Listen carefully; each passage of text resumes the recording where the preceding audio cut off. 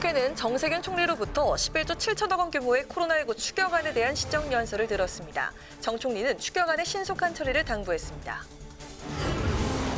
인터넷은행 대주주의 자격 요건을 완화하는 내용의 인터넷 전문 은행법 개정안이 본회의에서 부결됐습니다. 이에 미래통합당이 항의 차원으로 퇴장하면서 본회의가 정회됐습니다.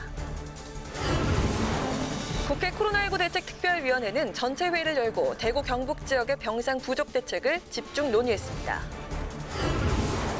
뉴스엔 쓴소리, 단소리. 오늘은 임명진 전 새누리당 비상대책위원장과 함께 4.15 총선 전망과 통합과 합당으로 결집하고 있는 보수 진영의 과제를 짚어봅니다.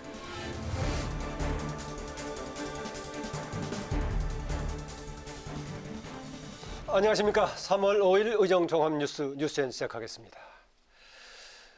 오늘 국회에는 본회의를 열고 정세균 총리로부터 11조 7천억 원 규모로 편성된 코로나19 추경에 대한 시정연설을 들었습니다. 취재기자 연결해서 관련 소식 알아보겠습니다.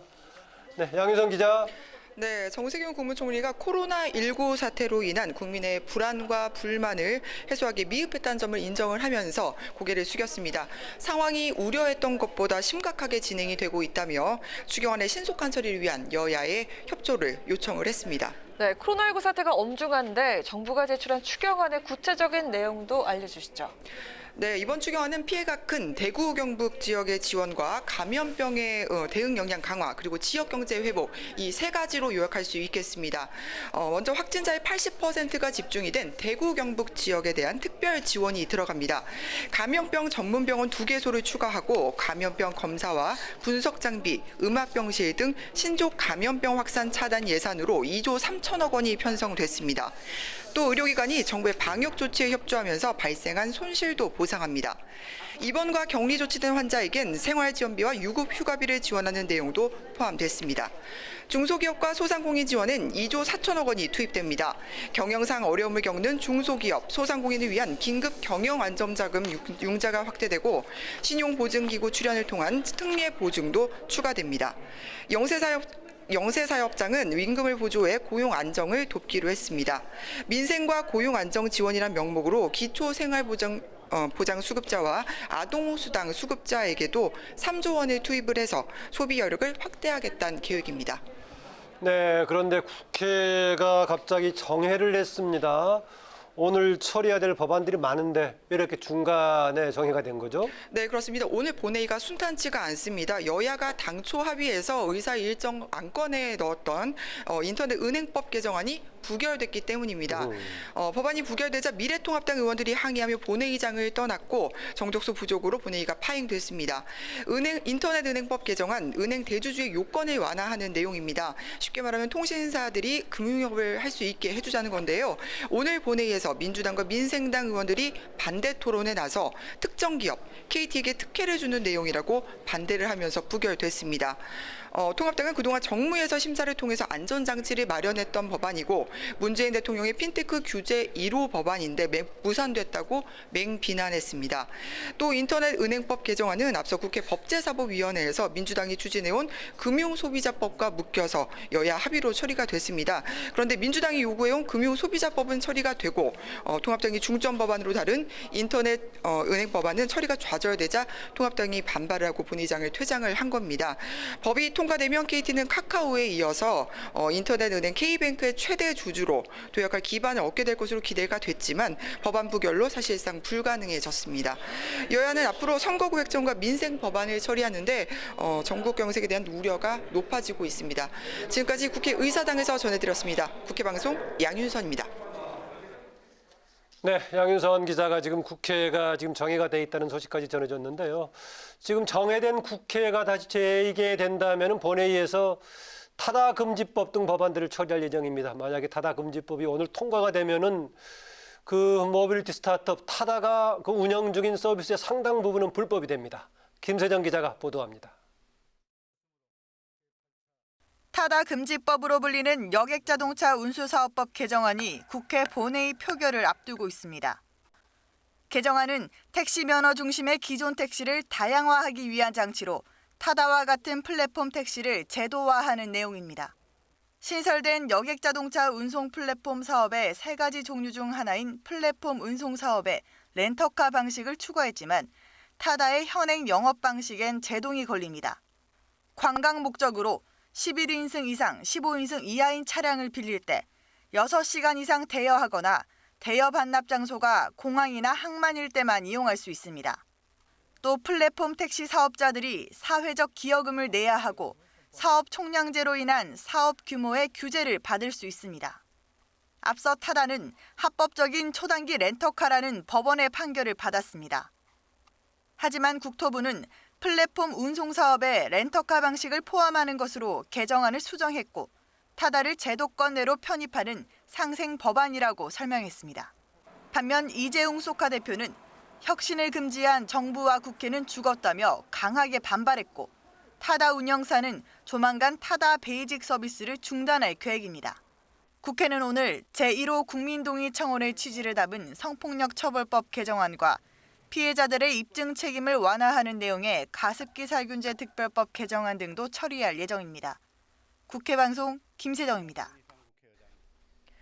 여야 3당이 선거구 획정제를 요구함에 따라 중앙선관위 획정위가 다시 논의를 했습니다. 국회 안에서 큰 변화는 없을 것으로 보이는데 이르면 내일 행안위를 거쳐 본회의에서 처리될 것으로 전망됩니다. 보도에 임채연 기자입니다. 여야는 어제 21대 국회의원 선거구 획정 기준에 합의했습니다. 이에 따라 여야는 중앙선관위 산하 선거구 획정위원회가 여야 합의를 기반으로 획정안을 다시 제출할 것을 요청했습니다. 합의문에 여야는 선거구 획정을 위한 인구 기준일을 2019년 1월 31일로 정했습니다. 한 명의 국회의원을 선출할 수 있는 지역구 인구수는 13만 9천 명 이상 27만 8천 명 이하로 설정했습니다. 지역구 인구 상한선과 하한선이 조정되면서 세종시는 세종 갑을로 나눠지고 경기 군포 갑을 선거구는 하나로 합쳐집니다. 여야는 인구 상하한선 기준을 벗어나는 경우 선거구 조정을 최소화하기 위한 예외 기준도 설정했습니다. 우선 서울 노원구를 통합하지 않고 기존의 갑을병을 유지하기로 했습니다. 경기 안산시 상록구 갑을과 단원구 갑을 4곳도 통합하지 않기로 했습니다. 강원도 내 6개 자치구와 시군을 통합해 거대 선거구가 된 강원 춘천이나 전남 순천은 예외적으로 시군구를 분할할 수 있도록 했습니다. 선거구 일부를 떼어내 현행 단일 선거구를 유지시키기로 한 겁니다. 중앙선관위 산하 선거구 획정위원회는 이르면 내일 재획정안을 국회 행안위에 제출할 것으로 보입니다. 현행법에 명시된 자치구와 시군 분할 금지 예외 적용 등은 획정위의 검토가 필요하지만 큰 틀에서 여야 합의 내용을 벗어나지 않을 것으로 예상됩니다. 조정 대상 지역인 경기 군포와 전남 순천 예비 후보들은 원칙 없는 선거구 획정이라며 강하게 반발했습니다. 여야는 내일 오후 행안위가 열리기 전에 획정위가 재획정안을 제출해주길 기대하고 있습니다. 그렇게 되면 여야는 이르면 내일 본회의를 소집해 재획정안을 통과시킬 것으로 알려졌습니다. 국회 방송 임천입니다. 국회 코로나19 대책 특위는 정부의 일관성 없는 마스크 대책을 질타했습니다. 또 대구 경북 지역의 부족한 병실 확보 방안도 논의했습니다. 보도에 박지영 기자입니다. 여야는 정부가 내놓은 마스크 대책을 강하게 비판했습니다. 의원들은 정부가 국민들이 마스크가 없으면 모든 예방이 되지 않는 것처럼 극도의 불안감을 갖게끔 만들어 마스크 과수요를 부추겼다고 지적했습니다. 코로나 바이러스 감염이 의심되는 사람을 돌보는 경우에만 마스크를 착용하라고 하고 있습니다. 그럼에도 불구하고 계속 그 국민들에게 주는 가이드는 계속 마스크를 사용하는 것을 전제로 하고 있습니다. 또 마스크 공급량이 충분하다고 했다가 부족하니 아껴 쓰라는 등 우왕좌왕한 발표로 마스크 대란을 가중시켰다고 비판했습니다. 이중적인 어제 말 오늘 말 다른 이런 정부의 이런 주먹구구식 국정 운영, 아니면 국정 운영이 바로 자초한 대재앙이고. 마스크 공적 판매처마다 공급 수량이 정확히 파악되지 않아 국민들이 줄을 서도 살 수 없는 상황이 계속되는 점도 지적했습니다.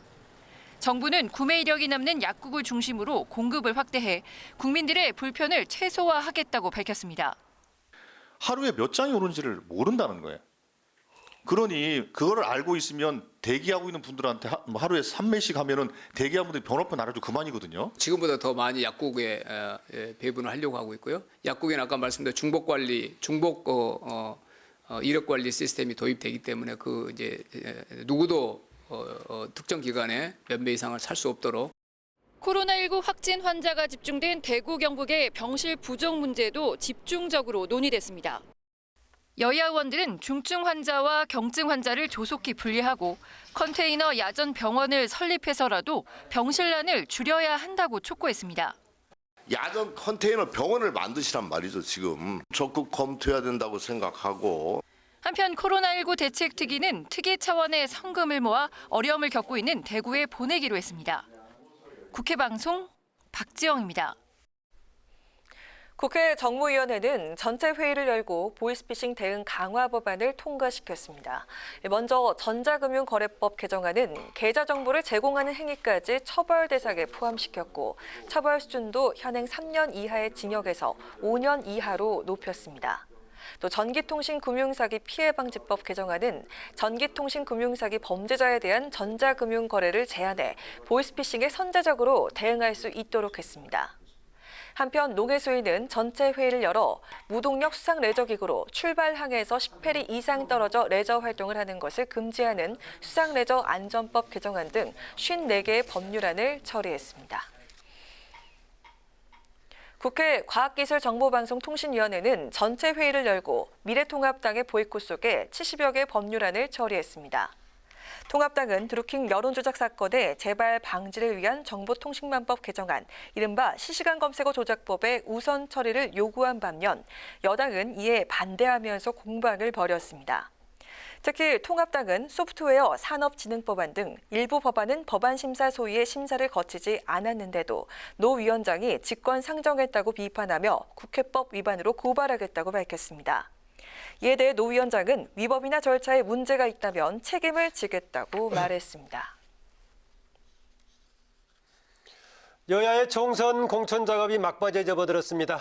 민주당은 결론을 내리지 못한 지역에 대한 막판 공천 심사를 진행했고 TK 지역 심사를 끝낸 통합당은 결과 발표에 속도를 냈습니다. 홍혜진 기자입니다.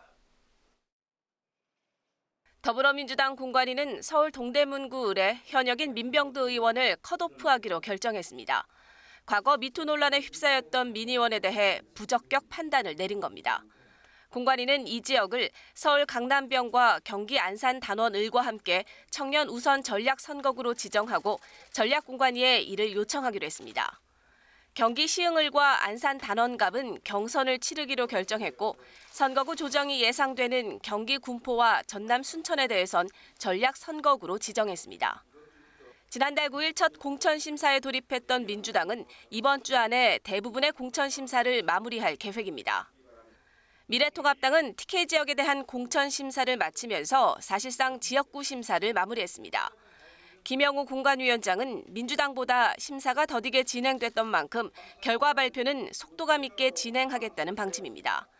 다만 공천 신청자가 2명에 불과해 추가 공모를 진행하는 호남 지역에 대해선 심사를 병행할 예정입니다. 한편 김 위원장은 자유공화당의 공천 작업 중단 요구에 대해 공식적인 요청이 오면 검토하고 공천은 그대로 진행한다며 선을 그었습니다. 국회 방송 홍혜진입니다.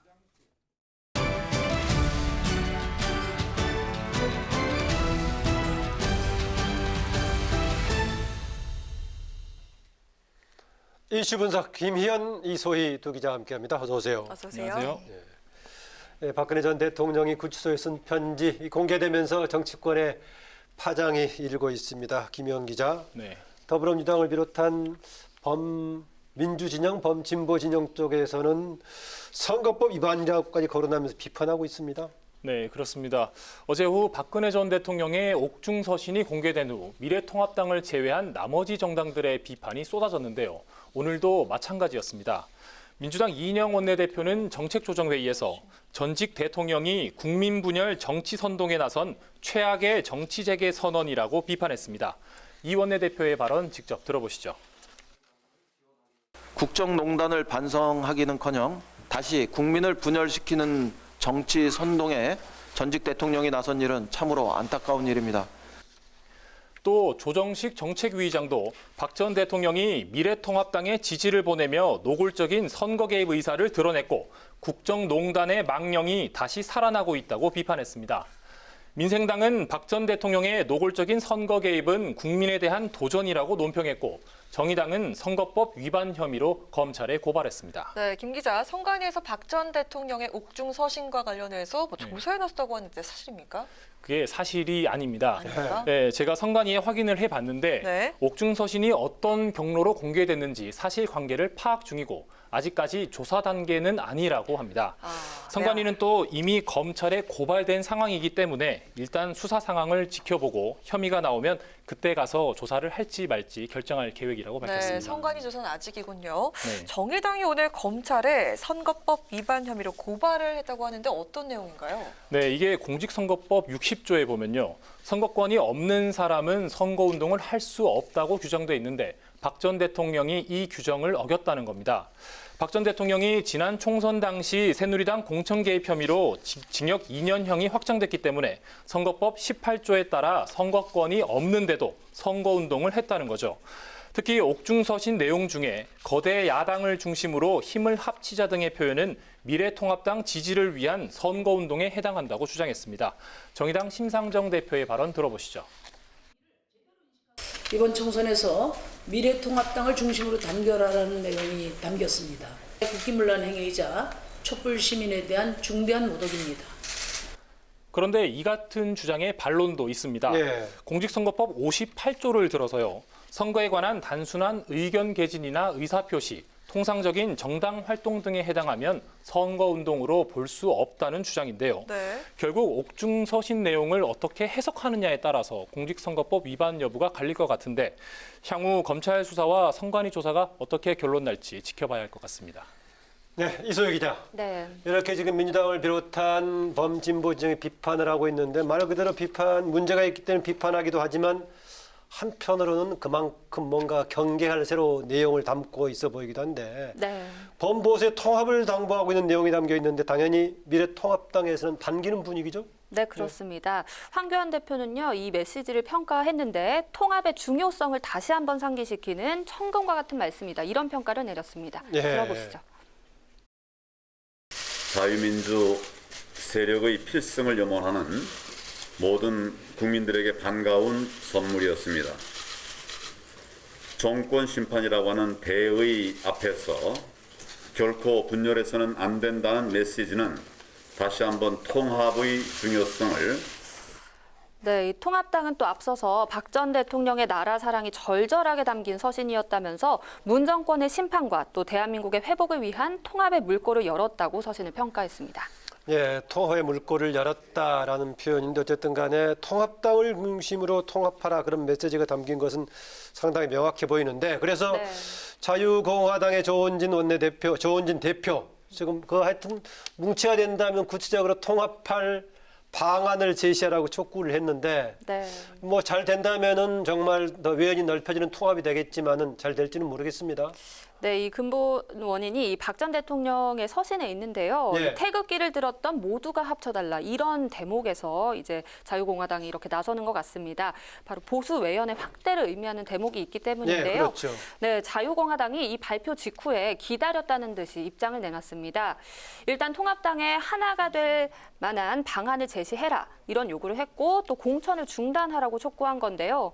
사실 이 합당이든 후보 단일화든 자유공화당이 공천 지분을 요구하고 나선 겁니다. 이에 대해서 통합당은 여러 현실적인 문제로 고민하는 분위기입니다.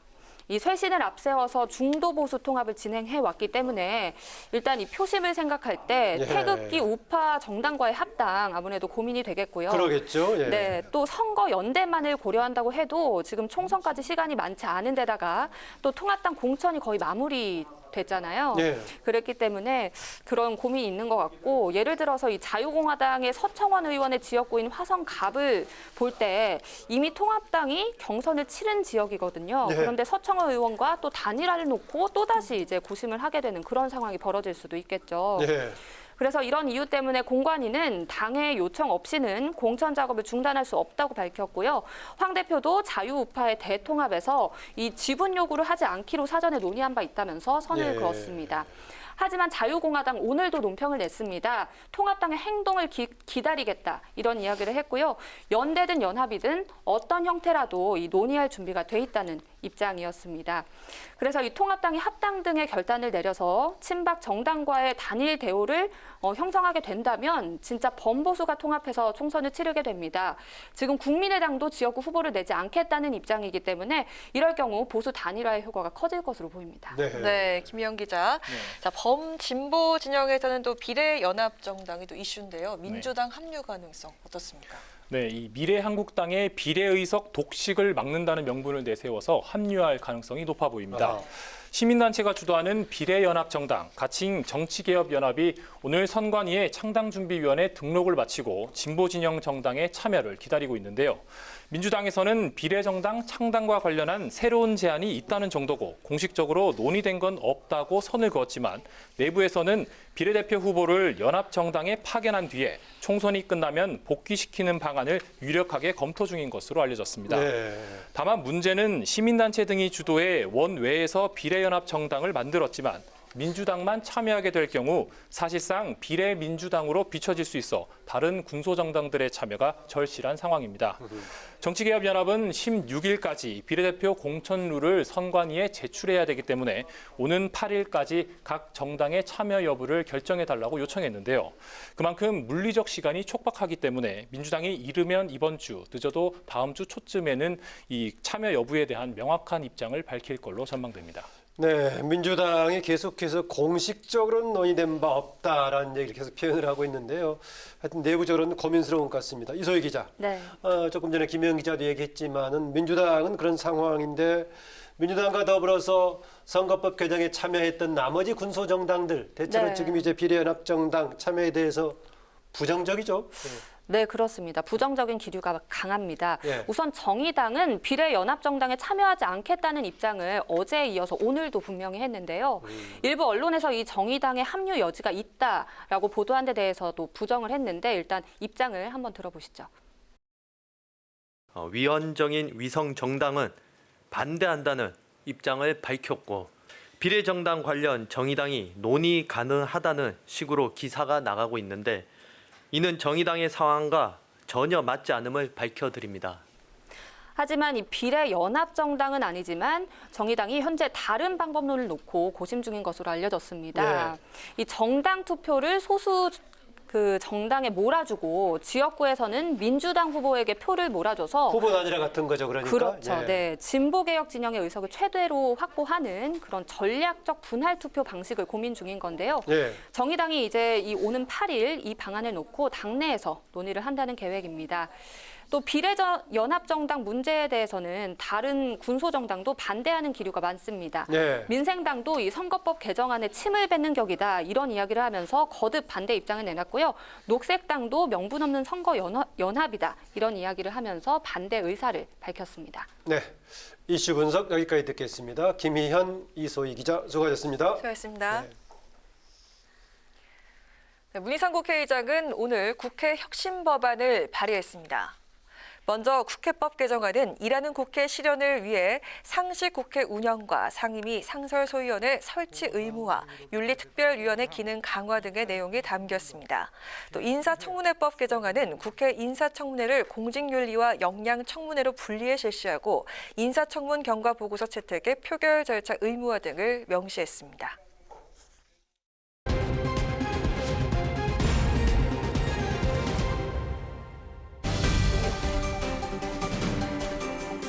오늘의 정치 키워드 탑3 시간입니다. 3월 5일 정치면을 장식한 뉴스는 무엇이었는지 첫 번째 키워드부터 만나보시죠. 거대 야당을 중심으로 합쳐달라는 박근혜 전 대통령의 옥중 서신이 어제 공개된 이후 정치권이 요동치고 있습니다. 여야는 극명하게 엇갈린 반응을 보이며 여론이 어떻게 반응할지 촉각을 곤두세우고 있는데요. 특히 총선을 40여일 앞두고 왜 지금 박 전 대통령이 메시지를 냈는지 그 배경에 집중하는 모습입니다. 서로 간의 차이가 있을 수 있고 외우기 힘든 간극도 있겠지만 더 나은 대한민국을 위해 기존의 거대 야당을 중심으로 태극기를 들었던 여러분 모두가 하나로 힘을 합쳐 주실 것을 호소드립니다. 구속수감 1070일 만에 유영하 변호사를 통해서 대국민 메시지를 낸 박 전 대통령. A4 용지 4장에 자필로 쓴 편지의 핵심은 보수 대통합이었는데요. 메시 내용과 발표 시점을 보면 정치인 박근혜 면모가 곳곳에서 엿보인다는 게 정치권의 평가입니다. 바로 전날인 지난 3일 친박계 좌장인 서청원 의원이 태극기 세력인 자유공화당 합류를 선언하고 대구, 경북을 중심으로 한 친박계가 한국경제당을 창당한다고 발표하자 보수의 분열 조짐이 보이는 시점에 통합과 반문재인 메시지를 낸 건데요. 통합당 등에서는 보수가 결집할 주춧돌이 놓여졌다며 반가운 선물이라고 환영했습니다. 반면 범여권에서는 적극적으로 총선에 개입하겠다는 옥중 선동이라고 거세게 비판했는데요. 정의당은 박 전 대통령의 옥중 편지가 선거법 위반 소지가 있다며 오늘 검찰에 고발장을 제출했습니다. 선거의 여왕으로 불리면서 선거 때마다 보수 진영을 진두지휘해왔던 박 전 대통령. 이번 옥중 서신으로 여전한 존재감을 과시했다는 평가인데요. 박 전 대통령의 메시지가 총선 결과에는 어떻게 영향을 미치게 될지 지켜봐야겠습니다. 이어서 오늘의 두 번째 키워드입니다. 4.15 총선에서 서울 광진을에 출마한 미래통합당 오세훈 전 서울시장이 선거 구민에게 금품을 제공한 혐의로 검찰에 고발됐습니다. 공직선거법 위반 혐의인데요. 공교롭게도 오 전 시장이 2004년 주도적으로 통과시킨 이른바 오세훈법이어서 더 관심을 모으고 있습니다. 지난 2일 공직선거법 위반 혐의로 서울 동부지검에 고발된 오 전 시장은 지난해부터 올해까지 설과 추석 명절마다 자신이 거주하는 아파트 경비원과 청소원 등 5명에게 회당 5만 원에서 10만 원씩 총 120만 원의 금품을 제공한 혐의를 받고 있습니다.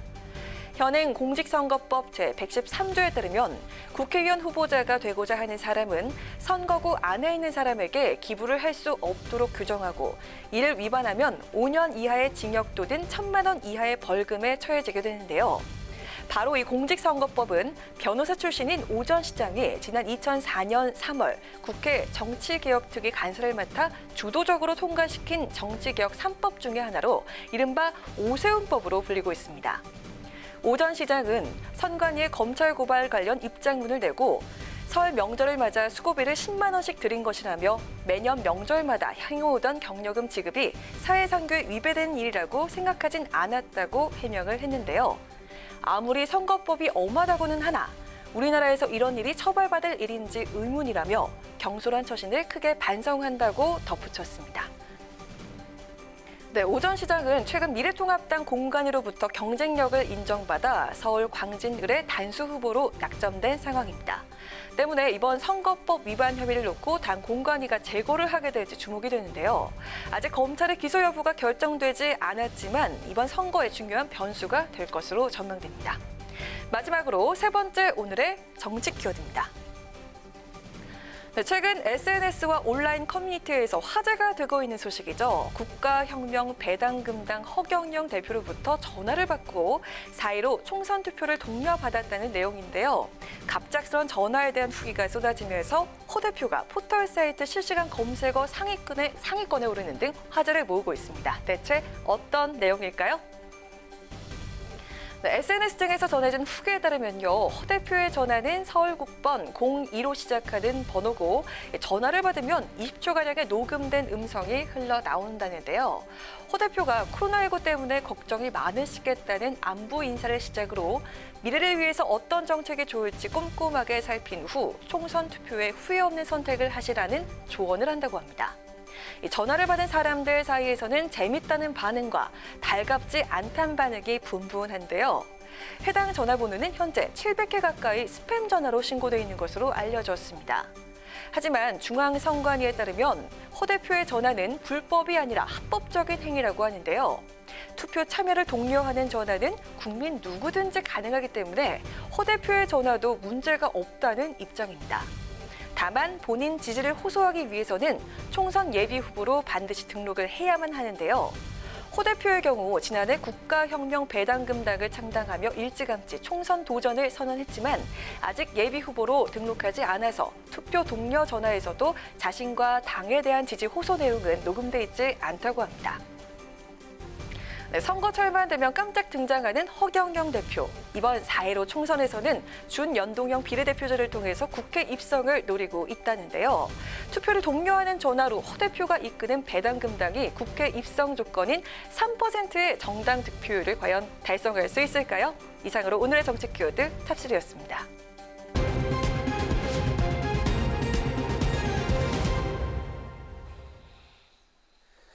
네, 총선이 40여일 지금 앞으로 다가온 가운데 박근혜 전 대통령의 억중 메시지로 정치권의 파장이 일고 있다는 소식 조금 전에 오늘의 키워드에서 전해드렸는데요. 보수 진영에서는 이번 메시지를 어떻게 받아들이고 있는지 자유공화당의 김문수 공동대표 전화 연결해서 얘기 나눠보도록 하겠습니다. 안녕하세요. 네, 반갑습니다. 네, 반갑습니다. 네, 김문수 대표님 오랜만에 이렇게 전화를 연결했습니다. 예, 아주 오랜만에 불러주셔서 감사드립니다. 예. 예, 지금 구속수감 중인 박근혜 전 대통령 어제 처음으로 이런저런 전달은 있었습니다만은 잡힐 메시지는 처음 내놨는데요. 지금 이제 총선을 앞둔 이 시점에 보수 진영 또 전국 전반에 던지는 의미 어떤 거라고 보십니까? 일단은 박근혜 대통령이 옥중에서 갇혀 있으면서도 늘 국민의 건강 또 국가 안위에 대해서 걱정해 주신 데 대해서 감사를 드립니다. 예. 그리고 우리가 모두 단결해서 문재인 대통령의 이 폭정을 끝낼 수 있도록 거대 야당을 중심으로 통합해 달라. 예. 그러면서 태극기 세력과 광장에서 문재인을 반대하는 그 여러 시민단체나 시민들의 목소리를 무시하는 이 거대 야당에 대해서도 언급을 하셨습니다. 그런 부분에 대해서는 박근혜 대통령이 정말 나라와 국민을 위해서 옥중에서 순수한 마음으로 이러한 대단결의 메시지를 내신 것으로 보고 환영합니다. 예. 네, 어제 메시지가 나온 직후에 자유공화당에서는 미래통합당을 향해 통합의 구체적인 방안을 제시하라고 촉구를 했는데요. 그동안 통합당과 논의가 진행이 됐거나 현재 진행되고 있는 부분 있습니까? 예, 구체적인 방안을 내라고 저희들이 요청한 이유는 이미 우리가 합당 선언을 할 때 후보 단일화를 방안으로 제시를 했습니다.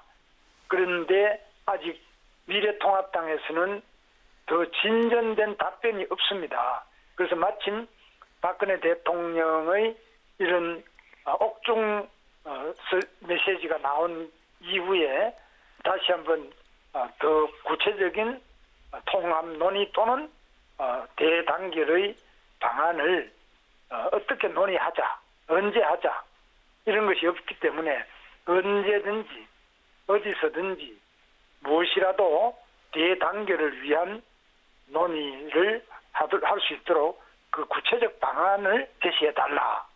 저희들이 이렇게 하는데 아직까지는 구체적인 이야기가 없고 특히 어제 황교안 대표의 메시지는 아예 이 태극기나 우리 자유공화당에 대한 것은 하나도 염두에 두지 않았는데 오늘은 보니까 지분을 요구하는 그런 거는 있어서 안 된다. 조금 더 진전되긴 됐습니다. 아예 무시하다가 예. 오늘은 조금 지분은 안 된다 이렇게 했습니다. 예, 조금은 진전된 모습이다 이렇게 말씀하셨는데요.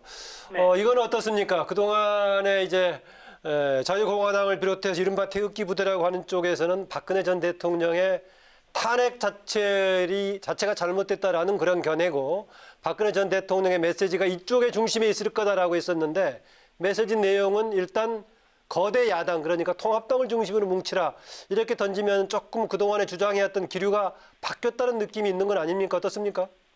바뀐 부분도 있다고 해석할 수 있습니다. 그러나 그 반대 해석이 지금 황교안 대표는 유승민 의원이 요구하는 3대 요구에 따라서 자유한국당을 해체하고 미래통합당을 창당했습니다. 네. 이것은 유승민 의원 즉 탄핵과 탄핵 이후에 탈당 그리고 자유한국당의 해체에까지 무릎을 꿇었습니다.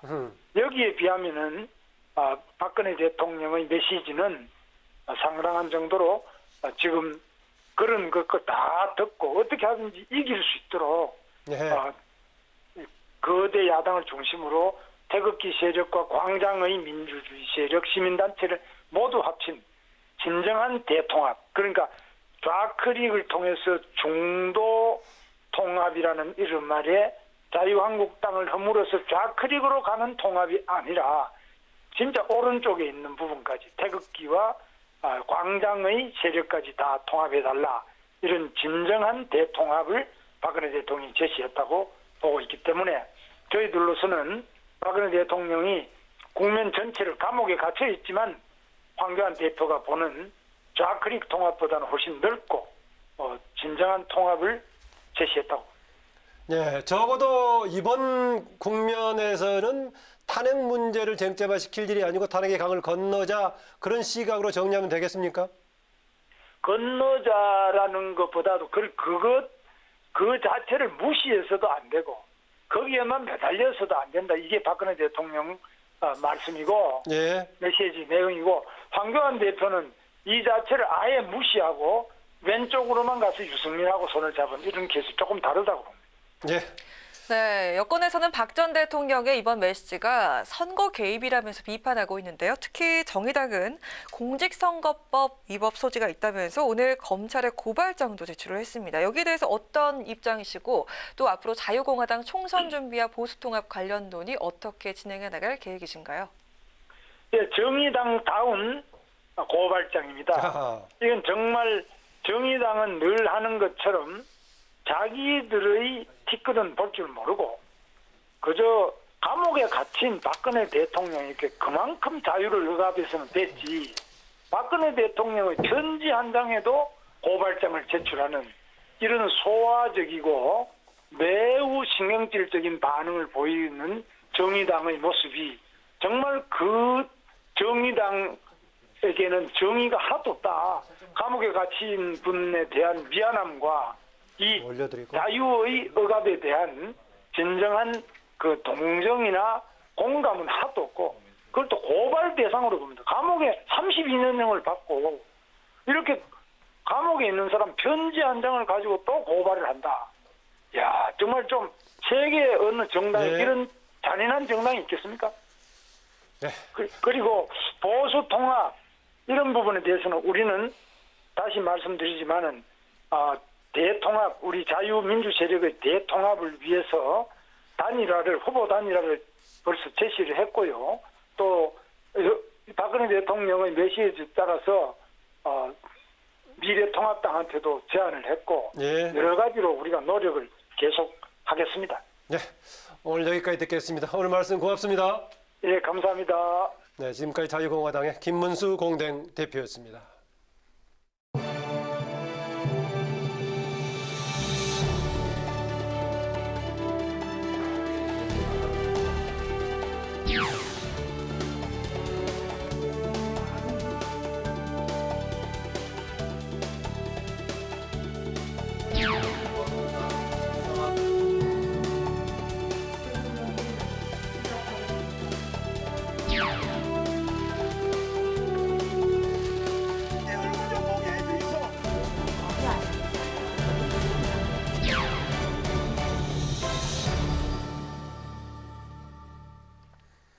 네, 이번 시간은 뉴스N의 쓴소리 단소리 코너입니다.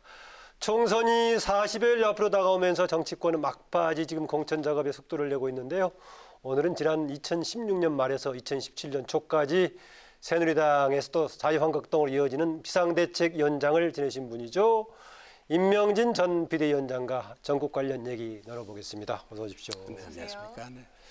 네, 임명진 비대위원장님은 과거에는 이제 민주화운동과 노동운동 쪽 여러 가지 열심히 해오시다가 현재의 자유한국당 계열인 보수 진영의 개혁에 뭔가 해보려고 계속 해왔습니다. 한나라당의 윤리위원장도 하셨고 또 비대위원장을 쭉 계셨는데 마치고 떠나신 지가 한 3년이 된 것 같습니다. 예, 한 3년 됐습니다. 그동안은 뭐 하셨습니까? 뭐 하고 지내셨습니까? 그냥 뭐 그럭저럭 잘 지냈습니다. 뭐 예. 마음은 좀 불편하지만. 예, 네. 그러셨군요. 예. 네, 지난 1월에 황교안 대표와 전직 당대표도 비대위원장 오찬이 있었는데요. 네. 그 당시에는 한국당과 세보수당 통합에 대해서 조금 부정적인 견해를 보여줬던 걸로 알고 있는데 결국 통합이 됐습니다. 미래통합당으로. 지금은 좀 어떻게 보고 계신가요? 이제 뭐 글쎄 이제 통합이라는 게 이제 지상 과제지요. 특별히 보수 쪽에서는 탄핵 이후에 이제 갈갈이 이제 찢겨지지 않았었습니까? 그러니까 하나로 모아야 된다. 그건 뭐 너무도 이제 당연한 그런 일이고 더군다나 총선을 앞두고 예. 뭐 시급한 그런 또 중요한 과제였죠. 그러나 뭐 저는 이게 통합이라는 게 그냥 다 긁어모으는 그런 그 잡탕식 통합이 아니라 기준이 적어도 있어야 된다. 예. 정당이라는 게 뭡니까? 뜻을 갖추는 사람들끼리 모이는 게 정당 아니겠습니까? 물론 뭐 총선을 앞두고 승리를 이겨야 된다. 더 많은 의석을 차지해야 된다. 뭐 그런 시급한 현실적인 과제가 있기는 하지만 기본적으로 정당이라는 것이 같은 생각을 가진 사람들끼리 모여야 되는 건데 이게 정치 공학적으로 더군다나 뭐 선거를 의식만 해서 하는 통합은 이게 조금 이제 부적절한 것이 아닌가. 이제 그래서 저는 현실 정치인이 아니니까 네. 이상적인 얘기를 이제 할 수밖에 없었고 또 그런 얘기를 하는 사람이 필요하지 않겠습니까? 네. 그러니까 이제 원칙이 있어야 되는 거다. 이제 그런 말씀을 드렸습니다. 뭐 지금도 그 생각에는 변함이 없습니다. 문재인 정권 심판을 자유한국당 등에서 미래한국당, 통합당 등에서 내걸고 있는데 이게 좀 단일한 명분이 될 수 없다고 보시면 어떻습니까? 아주 중요한 그런 그 과제 중에 하나죠. 그러나 단지 정권을 차지하기 위해서 뭐를 해야 된다. 물론 정당이라는 것이 정권을 차지하는 얻는 것이 제일 목표이기는 하지만 네. 그래도 무엇 때문에 무슨 그런 생각을 가지고 그렇게 해야 되는 거냐라는 그런 기본적인 그런 철학, 원칙 이런 게 중요하지 않겠습니까? 그러니까 그런 생각을 가진 사람, 같은 생각을 가진 사람들이 모이는 거 이게 참 기본적으로 중요하다 생각합니다. 네. 네. 아까 조금 전에 김문수 이제 공동대표하고 전화 통화하는 거 지금 이제 시작하시기 네, 잠깐 들었습니다. 들으셨는데요. 박근혜 전 대통령의 어제 그 메시지 뭐 어떻게 보셨습니까? 네, 저는 뭐 적절한 시기에 나온 그런 그 내용이 어떻든지 간에 적절한 시기에 하신 말씀이 나온 그 메시지다. 저는 그렇게 생각합니다. 사실은 뭐 문재인 정부에 대한 여러 가지 비판도 있고 뭐 사실 여러 가지 어려운 문제가 지금 현 정부 하에서 이루어지고 있고 특별히 이제 보수가 지금 갈갈이 찢겨져서 나뉘어져 있고 사실 생각하면 이게 기가 막힌 일인데 광화문 광장이 하루도 조용할 날이 없지 않습니까? 예. 365일 사람들로 가득 차서 무슨 시위를 하고 그러는데 이게 정상적인 건 아니지 않습니까? 이거에 대한 상당한 부분의 책임이 어떻든 물론 뭐 박 대통령에 대해서 박근혜 대통령에 대해서 억울하다 그렇게 생각하는 분들도 많이 있고 또 그런 면이 있는 게 사실인 것 같은데 그럼에도 불구하고 근본적인 그런 그 책임 같은 것이 사실은 박근혜 대통령에게도 뭐 정치적인 책임이 있다면 있는 거 아니겠습니까? 이제 그런 네. 상황에서 특별히 보수 분열에 대해서 자신 때문에 기인되어져 있는 그런 보수 분열에 대해서 감옥에 있으면서도 참 마음이 아프지 않았겠습니까? 네. 그러니까 사실은 뭐 박근혜 대통령의 입장에서 우리가 바꿔놓고 생각하면 지금 무슨 뭐 미래 통합당이죠. 네. 뭐 거기에 다 힘을 합하라. 그런 얘기하기가 상당히 어려울지 몰라요. 감정적으로 네. 미루어 그런데 뭐 짐작하건데. 거대 야당 박근혜 전 대통령 영어 스타일은 아닌데 그런 용어까지 썼더라고요. 네, 그러니까 이제 그렇게까지 말을 한 것을 언급한 것을 보면 뭐 자신 때문에 생겨진 그런 그 분열 이거에 대해서 상당히 가슴 아파하고 마음 쓰여서 그런 적절한 그런 그 메시지를 내놓은 것이 아닌가 저는 그렇게 생각하고 네. 뭐 적절한 그런 그 언급이었다 생각하고 있습니다. 아까 광화문에 하루도 조용한 날이 없다고 말씀하셨는데요. 네. 이 질문을 좀 드려보겠습니다. 근데 또 목사님이시기도 하고 물론 조금 이제 그 교파가 다를 수도 있겠습니다만은 정광훈 목사를 중심으로 해가지고 쉬지 않고 청와대 입구 쪽 있는 광화문에 집회하는 것은 필요하다고 보십니까? 조금 문제가 있다고 보십니까? 어떻습니까? 글쎄 뭐 이게 지금 정광훈 목사 또 태극기 부대 특별히 뭐 조원진 대표를 중심으로 한 그 우리 공화당 이제 그분들이 서울역 앞에서부터 3년 동안 한 주일도 빠지지 않고 집회를 하지 않았습니까? 이제 사실은 그렇게 된 그 근본적인 원인을 따지고 보면 뭐 촛불 집회, 탄핵 이런 걸로부터 시작이 된 거 아니겠습니까? 사실은 그래서 뭐 저는 그때 이 탄핵 국면에서도 저는 이게 탄핵을 통해서 이 정권을 이렇게 그 끝내는 것보다는 이게 좀 순조로운 그런 절차에 의해서 뭐 그때는 최선의 방법은 저는 뭐 하야라고 생각을 했습니다. 뭐 이선 후퇴 나오고 여러 가지가 나왔었죠 당시에. 그렇게 해야지. 이렇게 탄핵을 하면 사람들이 이게 감정이 생기고 한이 생기고 그러면은 뭐 또 다른 그런 악순환이 이제 되풀이되는 거다. 그러니까 이제 지나간 뭐 지금 현재로 보면 이게 너무하는 거 아니냐. 매주일 주말마다 나와서 태극기 흔들고 수만 명, 수십만 명이 모여서 이게 데모하는 것이 이게 정말 바람직한 거냐. 그런 얘기를 우리가 할 수가 있지만은. 물론 또 코로나19까지 겹치면서 논란이 더 됐습니다. 그렇죠. 그런 면이 있지만은 그러나 거슬러 올라가면 이 사람들이 이렇게 할 수밖에 없는 과거에 이게 상황이 있었던 거거든요. 그거를 우리가 잊어버리고 그거를 상관을 생각하지 않고 지금 현재만 얘기하는 것은 상당히 어렵고 저는 앞으로도 걱정으로 생각합니다.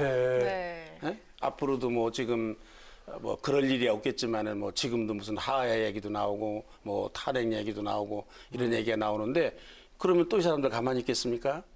또 다른 반대쪽에서 그럼 우리나라는 뭐 평생 대통령 세워가지고 탄핵하고 그다음에 또 데모하고 또 탄핵하고 또 데모하고 이런 악순환이 계속 되풀이된다.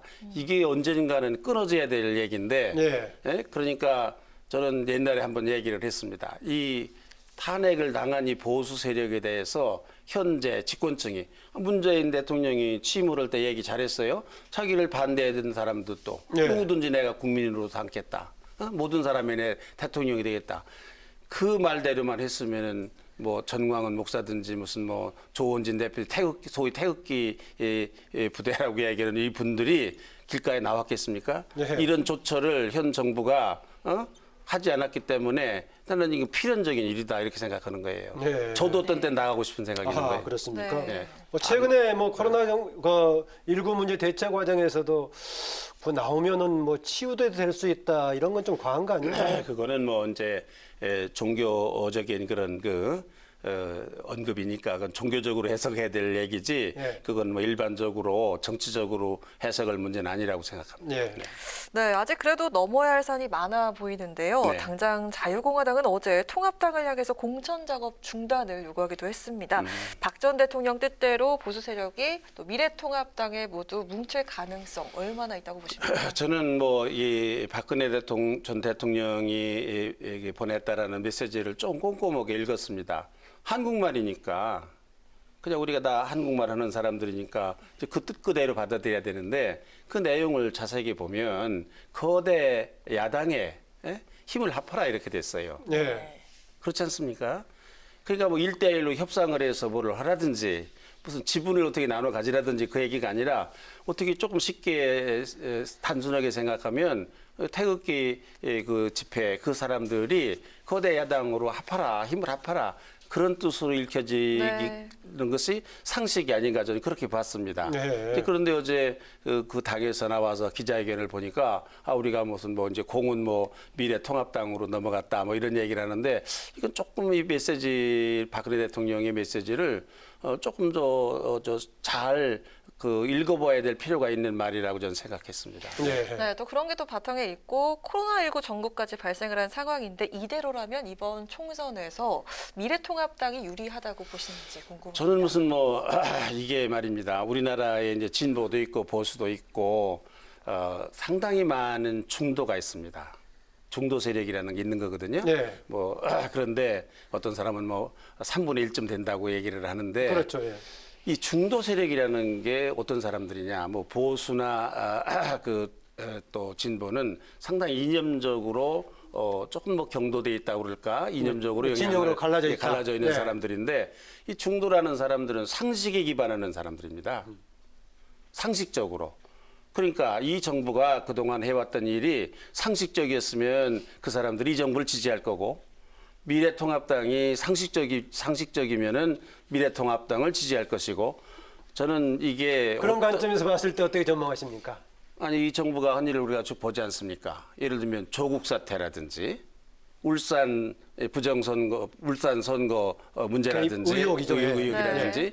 검찰 개혁을 통해서 되어진 일이라든지, 특별히 이번에 패스트트랙에 올렸던 공수처법이나 선거법 개정의 그 과정을 본다든지, 코로나 사태에서 정부가 대처하는 여러 가지 일들 내지는 그 관계자들의 그런 얘기 이런 걸 보면은 그냥 보통 상식 있는 사람들이 이념을 떠나서 저거 상식적이다, 네. 납득이 된다, 그럴듯한 말이다, 합리적이다, 그렇게 생각할 것인가라는 거는 저는 상식적으로 생각할 수 있는 일이라고 저는 봅니다. 네, 직접적인 용어는 안 썼지만 말씀을 해주신 걸로 좀 이해를 하겠습니다.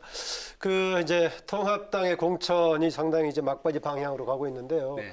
그 임명진 전 비대위원장님께서도 공관위원장 뭐 얘기도 나오고 했던 걸로 알고 있는데, 김영호 위원장이 주도하는 공관위 공천 작업 지금까지 진행된 거 어떻게 평가하십니까? 네, 저는 이 김영호 위원장의 이제 공천 과정을 쭉 지켜보면서 혹시 뭐 그런 일은 없었겠지만 내가 됐으면 큰일 날 뻔했다 생각했어요. 네. 나는 뭐 저거에 10분의 1도 못할 거다 생각했습니다.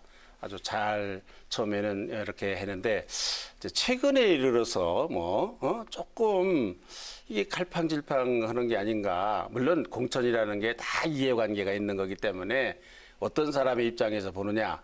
특별히 그게 혜택을 보는 사람은 한 사람이고 많은 사람이 불이익을 당하는 거거든요. 다 억울하게 생각하겠죠. 뭐 그런 면에서도 그럴 수 있을는지 모르지만, 그걸 감안한다 하더라도 조금은 이게 원칙에서 벗어나는 그런 일들을 그런 사례가 몇 가지 있는 거 아닌가. 뭐 예를 들면 공수처법이라든지 이런 거 패스트트랙에 올린 법안 있잖아요. 네.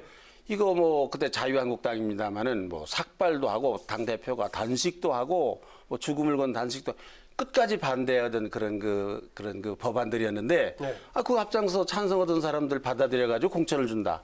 그거 되겠습니까?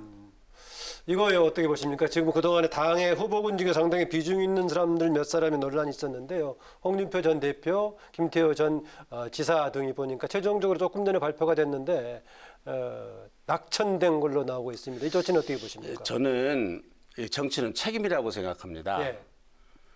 예. 과거에 어떻든지 간에 정치적인 책임이 있었던 분들이 있거든요. 박근혜 정부, 뭐 이명박 정부 때부터 시작을 해서 박근혜 정부, 보수 정권에 대해서 책임 있던 자리에 있었던 사람들이 있거든요. 예. 저는 책임져야 된다고 생각합니다.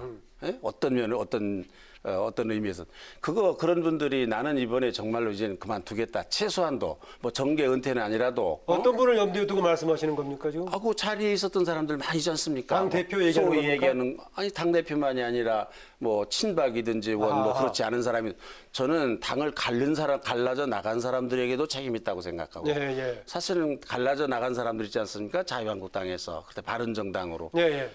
이 사람들이 상당한 다선 의원들입니다. 다선 의원들. 예. 그 박근혜 정부뿐만이 아니라 어느 분을 얘기하시는지 보수 정권에 알겠습니다. 다 예. 책임 있었던 사람들입니다. 예? 물론 친박만 책임 있는 게 아니라 아하. 그다음에 이런저런 일로 책임 있었던 분들이 있었거든요.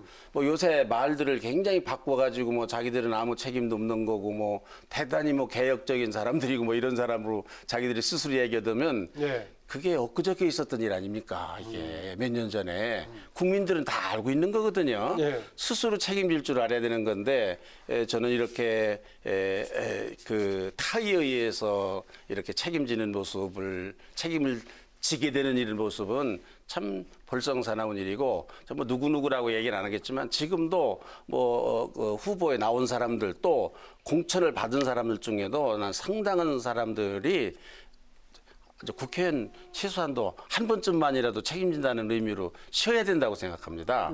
예? 그래야지 이게 국민들에 대해서 책임을 지는 모습이지 이 일은 잔뜩 저질러 놓고 나라가 이렇게 어렵도록 만들어 놓은 사람들이 책임 있는 사람들이 예? 무슨 박근혜 대통령이 지금 뭐 징역을 지금 3년이나 지금 살고 거의 만 3년 돼갑니다. 3년 되고 네. 있는데 아니 친박이라면서 친박이라는 말은 무슨 말이에요? 박근혜 대통령은 친하다는 얘기 아니에요? 그럼 박근혜 대통령이 감옥에 있으면 그 근처라도 있어야지. 최소한도 무슨 뭐 국회의원 한 번쯤은 안 할 수도 있어야죠. 물러날 수도 있어야죠. 그런 책임지는 모습을 보여야 되는데 사실은 그런 모습을 이게 보지 못하는 거에 대해서 우리 국민 여러분들이 다 안타깝게 생각하리라고 생각합니다. 네, 또 제가 아까 질문드렸던 지금 홍준표, 김태호 두 사람의 컷오프에 대해서는 불가피했다고 보십니까? 안타깝다고 보십니까? 저는 이 두 분들이 당인 아닙니까? 당인. 그리고 뭐 홍준표 그 전 대표도 당의 대표도 2번이나 하셨고 대통령 후보도 하셨고 또 네. 국회의원도 여러 차례 하셨고 김태호 의원도 도지사도 하셨고 이 정당의 덕으로 뭐 국회의원도 하셨고 뭐 그러셨던 분들이니까 당의 결정에 적어도 따라야 된다고 생각합니다. 자기 고집으로 나는 여기 나가겠다. 그런 모습은 별로 좋은 모습이 저는 아니었다 이렇게 생각합니다. 네. 네, 그리고 결국 진보 진영에서도 최근 비례연합정당 창당이 또 가시화되고 있는데 뭐 실현 가능성 어떻게 코미디 보십니까? 아닙니까 그거야? 네. 아니 비례정당이라는 게 뭡니까? 지금 연동형 선거제라는 듣도 보도 못하던 그런 이상한 선거법을 자기들이 패스트트랙인지 해가지고 막 밀어붙여가지고서 만든 법인데, 예? 그것 때문에 생긴 게 자유한국당에서 무슨 비례 한국당을 만들었지 않습니까? 예. 그래서 뭐 욕도 하고 뭐 비난도 하고 또 고발도 하지 않았어요. 이 고발하는 거 아주 전문인데 고발도 하지 않았습니까? 그런데 그거를 자기들이 또 따라서 해요? 나는 그거는 참 코미디 아니 정치를 아무리 좀 국민들을 좀 우습게 본다 하더라도 정치를 그렇게 코미디로 하면 됩니까? 그건 코미디죠. 그거는 그러면 안 된다고 생각합니다. 네. 마지막으로요, 그 목사님께서 그동안에 과거엔 또 시민운동도 하셨고 그 전에 민주화운동, 노동운동 하셨다가 이제 보수 진영의 개혁운동에 동참하셨는데 최근에 이제 코로나19 사태까지 겹쳐가지고 여러 가지 상황이 안 좋습니다. 네. 우리 정부라든가 정치권에 조금 어떤 점을 더 살펴야 한다는지 좀 주문 주시면서 마무리 발언 듣고자 합니다. 저는 이 문재인 정부 출범을 할 때 일말의 기대감이 있었습니다. 특별히 문재인 대통령이 그 취임사를 제가 들으면서 뭐 제대로 잘 일을 하겠다. 뭐 저는 또 개인적으로 문재인 대통령을 좀 아는 그런 사람이기 때문에 저분이 그 마음이 고운 분이니까 또 눈망울도 얼마나 맑고 그렇습니까? 그런데 취임사대로만 하면 참 좋겠다. 뭐 정치라는 게 뭐 여당이 야당 되기도 하고 야당이 여당 되기도 하고 그러니까 좀 우리 정치를 좀 잘 이번에 해줬으면 좋겠다. 그런 생각을 했는데 좀 많은 국민들이 뭐 실망을 하고 저도 취임사를 자꾸 생각을 해보는데 하나 딱 맞은 게 있어요. 한 번도 가보지 않은 나라, 겪어보지 않은 살아보지 않았던 나라에 우리가 살게 됐다. 이게 저는 뭐 한 70여 년, 80년 가까이 사는 사람인데 난 이런 세상 처음 봤습니다. 평생 살면서. 좀 걱정스러운 일이 많은데 지금이라도 저는 이 정부가 지금이라도 야당하고 지난번에 그 코로나 사태 때문에 국회까지 가서 야당 대표 만나서 하니까 얼마나 좋습니까? 그런 모습을 좀 보여야 된다 이렇게 생각합니다. 네, 임명진 목사님 오랜만에 이렇게 자리해 주셔서 좋은 말씀 고맙습니다. 네, 감사합니다. 네, 지금까지 뉴스엔의 쓴소리 단소리 지금까지 임명진 전 새누리당 비대위원장과 함께했습니다. 네, 어제 오늘 계속된 매서운 꽃샘추위는요, 내일 아침까지 이어진 뒤 낮부터 서서히 풀릴 전망입니다. 대기 확산이 원활해지면서 미세먼지 농도도 조금에서 보통 단계에 보이겠습니다. 해안가를 중심으로 든 바람이 강하게 분다고 하니까요, 안전에 유의하시기 바랍니다. 네, 인터넷 전문은행법 개정안이 국회 본회의에서 부결된 데 대해서 미래통합당이 반발하면서 본회의가 정회가 됐는데요. 본회의가 그대로 산회가 됐습니다. 여야 이르면 내일 다시 본회의를 열어서 남은 법안을 처리할 것으로 보입니다. 오늘 뉴스엔은 여기까지입니다. 국민에게 힘이 되는 국회를 위해서 내일도 뉴스엔이 함께하겠습니다. 시청해 주셔서 고맙습니다.